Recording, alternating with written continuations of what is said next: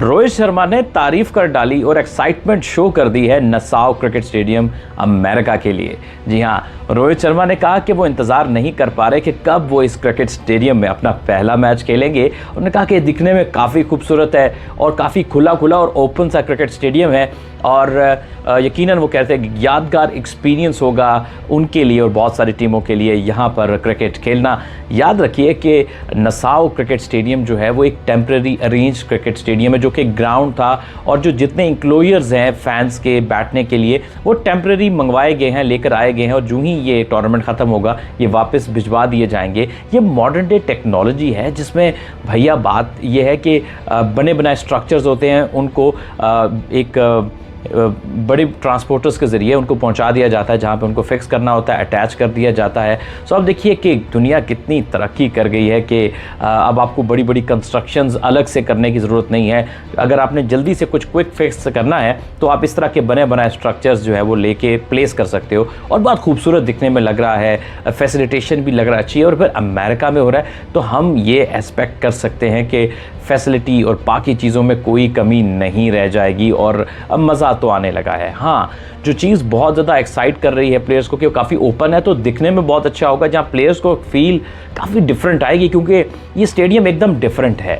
ये ऐसा नहीं है जिस तरह एक नॉर्मल क्रिकेट स्टेडियम्स होते हैं, चाहे वो छोटे हों या बड़े इंक्लोजर्स वाले। वैसे भारत में अब तो एक जो स्टेडियम्स हैं वो काफ़ी बड़े हैं, अक्सर जो बड़े स्टेडियम्स हैं वो बड़े बड़े इंक्लोजर्स वाले और इन ज़मीन से आसमान तक एक पहाड़ नज़र आते हैं, तो उस मुकाबले में ये काफ़ी डिफरेंट फील है। तो प्लेयर कैसे इस फील के साथ एडजस्ट करेंगे, क्योंकि फ़र्क पड़ता है आपकी मेंटल कि आप किस तरह लेते हो स्टेडियम को, क्योंकि एक बंद स्टेडियम हो और थोड़ा ओपन स्टेडियम हो तो एक प्लेयर के लिए भी बड़ी फील डिफरेंट हो जाती है, स्पेक्टेटर्स के लिए तो होती ही है। तो देखने वालों को बहुत मज़ा आने वाला है, ये तो मैं आपको बता सकता हूँ। उसकी वजह यह है कि आपको बहुत करीब से कोई हर्डल्स नहीं है, कोई बड़ी बड़ी बिल्डिंग्स आपके बीच में नहीं आएंगी, आपको बड़ी ओपननेस फील होगी स्टेडियम में बैठ के और आपको बड़े करीब से ये नज़र आएगा सारा मामला। और आई थिंक एक बड़ा यूनिक एक्सपीरियंस होने जा रहा है प्लेयर्स फैंस दोनों के लिए इस क्रिकेट स्टेडियम में मैच को एक्सपीरियंस करने का। अब आप सोच रहे होंगे कि अब मज़ीद क्या हो सकता है। देखिए, ये पिच जो है वो ऑस्ट्रेलिया के क्यूरेटर ने बनाई है। अब हमें ये तो नहीं पता कि इसका जो क्ले कंटेंट है वो ऑस्ट्रेलिया से लाया गया है या यहीं पर तैयार किया गया है। ये ड्रॉप इन पिच है, माफ़ कीजिएगा, ये ड्रॉप इन पिच है।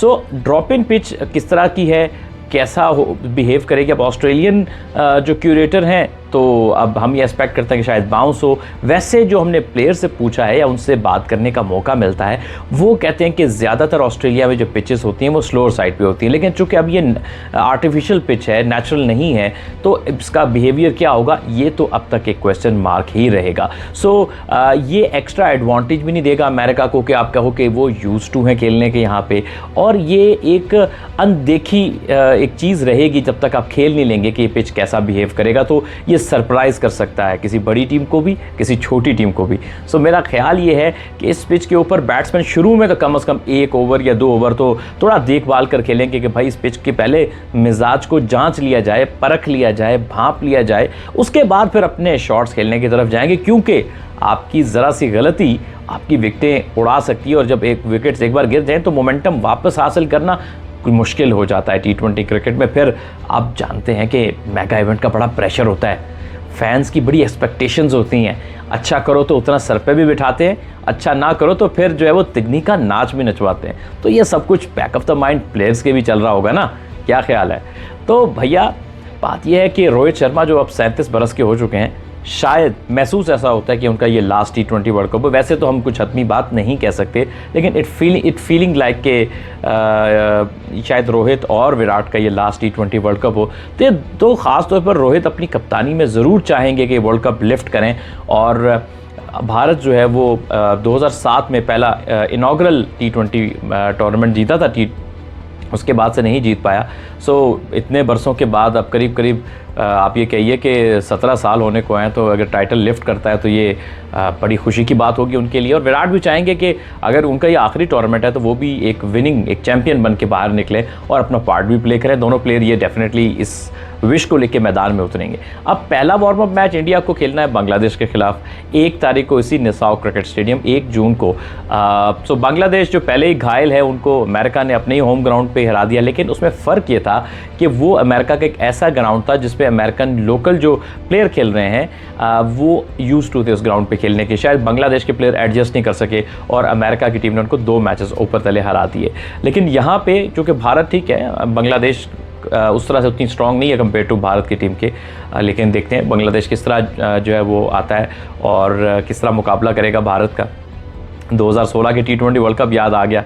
हाँ, वो हारा हुआ मैच जो है ना, भारत को महेंद्र सिंह धोनी की कप्तानी ने जितवा दिया था और बांग्लादेश जीता हुआ मैच हार गया था।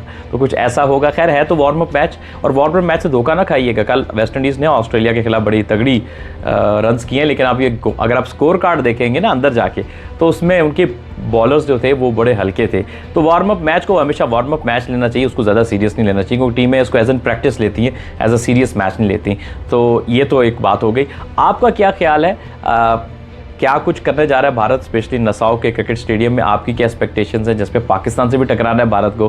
कमेंट सेक्शन में अपनी राय से हमें ज़रूर आगाह कीजिएगा।